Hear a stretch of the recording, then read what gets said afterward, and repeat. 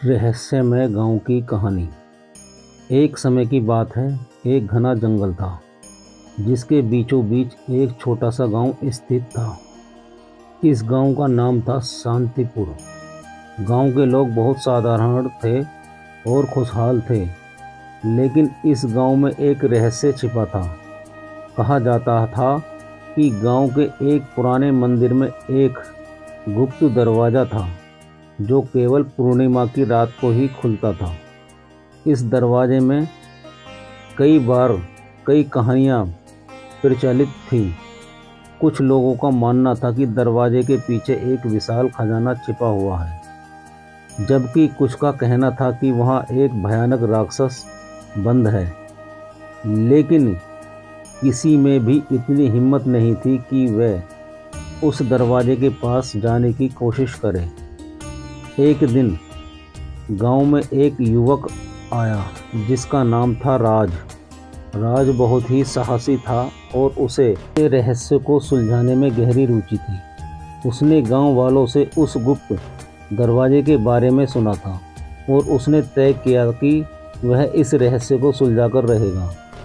पूर्णिमा की रात जब राज मंदिर में पहुंचा, मंदिर के भीतर गुप्त अंधेरा था, लेकिन उसने अपने हाथ में एक दीपक लिया और धीरे धीरे आगे बढ़ने लगा। जब वह गुप्त दरवाजे के पास पहुंचा तो उसे दरवाजे पर कुछ लिखाई नज़र आई। उसने दीपक की रोशनी में पढ़ा, सच्चे हृदय और साहस से आगे बढ़ो। राज ने दरवाजे को धक्का दिया और दरवाज़ा धीरे धीरे खुल गया। अंदर उसने देखा कि वहाँ एक लंबा और सुनसान गलियारा था। राज ने बिना डरे आगे बढ़ना शुरू किया। कुछ दूरी चलने के बाद उसे एक बड़ा कक्ष मिला। कक्ष के बीचों बीच एक चमकदार मोती था जो अपनी रोशनी से पूरे कक्ष को आलोकित कर रहा था।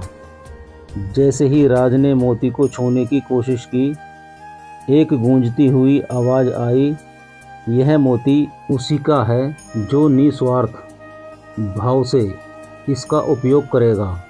राज ने अपनी नीयत साफ की और कहा, मैं इस मोती का उपयोग गांव के लोगों की भलाई के लिए करना चाहता हूँ।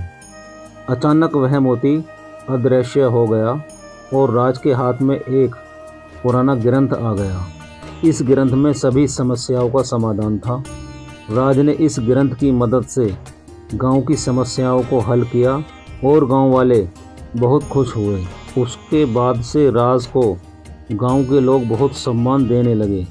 राज ने भी कभी उस रहस्य दरवाजे का रहस्य किसी को नहीं बताया, लेकिन वह गांव की भलाई के लिए हमेशा तत्पर रहा। इस प्रकार राज ने गांव के लिए एक नई शुरुआत की और फिर से गांव खुशहाल बन गया। इस कहानी से हमें यह सीख मिलती है कि साहस और निस्वार्थता से हम किसी भी रहस्य को सुलझा सकते हैं और समाज की भलाई कर सकते हैं।